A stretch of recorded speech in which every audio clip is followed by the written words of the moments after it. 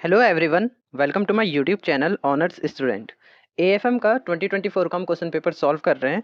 तो ये क्वेश्चन भी पेपर में आया है। A company has total investment of 5 lakh. तो टोटल इन्वेस्टमेंट उसके पास 5 लाख की है। तो in in asset and 5000 outstanding share. तो शेयर कितने हैं उसके पास? 5000 के शेयर हैं और ये एट द रेट 10 रुपीज़ पर है। एंड यहाँ पे the it earn rate of 15% on इस इन्वेस्टमेंट। तो यहाँ पे रेट रिटर्न ऑन इन्वेस्टमेंट ये कितना है? 15%। And has a policy of retaining 50% of earning. Retain को हम बी कहते हैं। बी कितना है? 50%। तो अगर रिटेन कर रहे हैं तो पे आउट कितना कर रहे होंगे? 1 माइनस बी। तो ये भी कितना आ जाएगा? 50%। If the appropriate discount rate of a firm is 10%। तो फर्म का डिस्काउंट रेट यानी कि ये बोल रहा है कॉस्ट ऑफ इक्विटी। तो के ई कितना है? 10%। Determine the price of the share. तो हमें क्या बताना? प्राइस ऑफ शेयर बताना है, यानी कि हमें P0 बताना है। और कौन सा मेथड यूज करना? हमें गॉर्डन मॉडल यूज करना है। अब इसके बाद नेक्स्ट पार्ट में पूछा, तो ये तो एक पार्ट है। सेकंड पार्ट में बोल रहा है कि शेयर प्राइस क्या होगा अगर हम पे आउट रेशियो को 80% कर दे। अभी पे आउट रेशियो कितना है? पे आउट रेशियो 50 है। 1 माइनस बी को पे आउट रेशियो कहते हैं और बी को हम रिटेन कहते हैं। तो पे आउट रेशियो अगर 80 हो जाएगा तब क्या फर्क पड़ेगा? तो अभी हम करते हैं उसको भी। तो पहले तो ये देखो, रिटर्न ऑन इन्वेस्टमेंट रिटर्न कितना आ रहा है? 15%। और कॉस्ट ऑफ कैपिटल कितने हैं हमारे पास? 10%। यानी कि जो आर ओ आई है वो ग्रेटर देन है के ई के।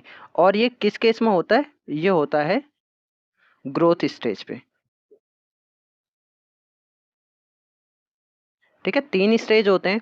एक में ये कम होता है तब वो डिक्लाइन स्टेज होता है, एक में ये बराबर होता है उसमें कांस्टेंट होता है, और एक में आर ओ आई बड़ा होता है तो वहाँ पे ग्रोथ स्टेज होती है।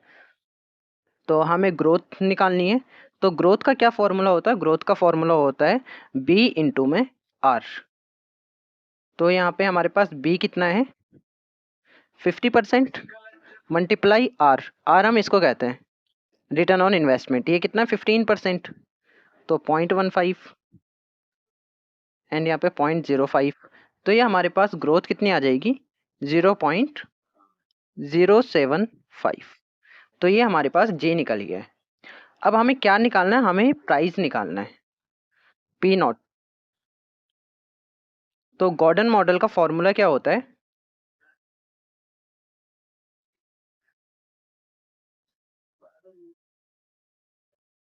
गॉर्डन मॉडल, तो इसका फॉर्मूला होता है ईपीएस 1 माइनस बी अपॉन में के E minus B into R. B into R को हम क्या कहते हैं? जी कहते हैं। तो अब हमें ईपीएस पता करना है। तो ईपीएस कैसे पता करेंगे? इसके लिए वर्किंग नोट में जाएंगे। तो ईपीएस क्या होता है? ईपीएस होता है अर्निंग अपॉन में number of share. Earning upon number of shares. तो यही ईपीएस होता है। तो अर्निंग कितनी है? अब देखिए हमारे पास 5 लाख की इन्वेस्टमेंट थी, जैसे कि क्वेश्चन में बोल रखा है।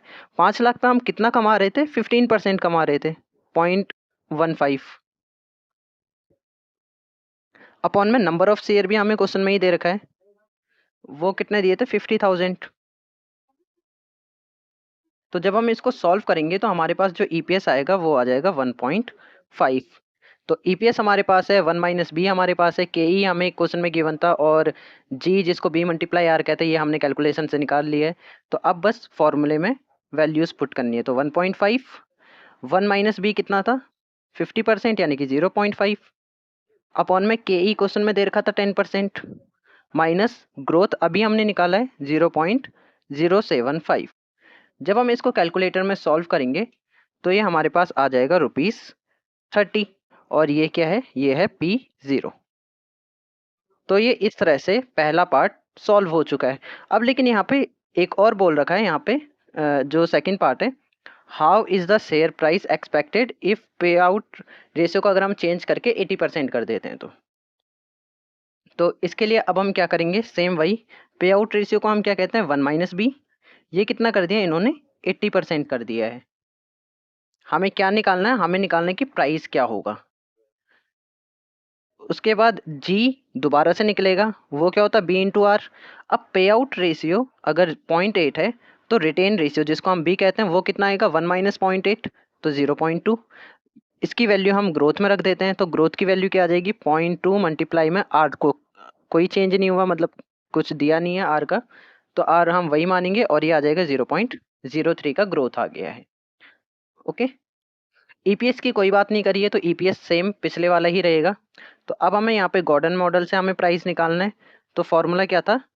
ईपीएस मल्टीप्लाई में 1 माइनस बी अपॉन में के ई माइनस में बी इंटू आर।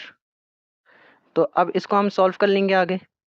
तो ईपीएस 1.5 मल्टीप्लाई में 1 माइनस बी हमें क्वेश्चन में दे रखा है 0.8 अपॉन में के ई हमें क्वेश्चन में दे रखा था 10% माइनस बी इंटू आर अभी हमने कैलकुलेट करा है 0.03।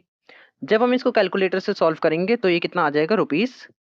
₹17.142। तो इतना आ गया ये।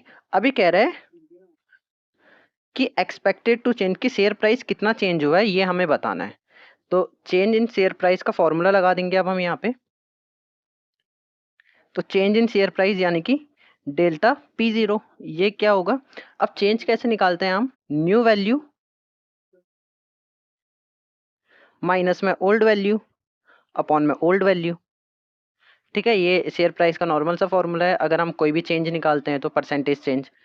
तो जो न्यू वैल्यू है वो कितनी आई थी? 17.142 माइनस कर देंगे इसको, जो पुरानी वैल्यू थी वो 30 थी और ओल्ड प्राइस कितना था? 30 था। जब हम इसको सॉल्व करेंगे तो ये आ जाएगा 42.85%। इतने से ये डिक्रीज हो गया है। तो फ्रेंड ये क्वेश्चन सॉल्व हो चुका है। अगर आपको वीडियो पसंद आई तो वीडियो को लाइक और चैनल को सब्सक्राइब ज़रूर कीजिए। मिलते हैं नेक्स्ट वीडियो में नेक्स्ट क्वेश्चन के साथ।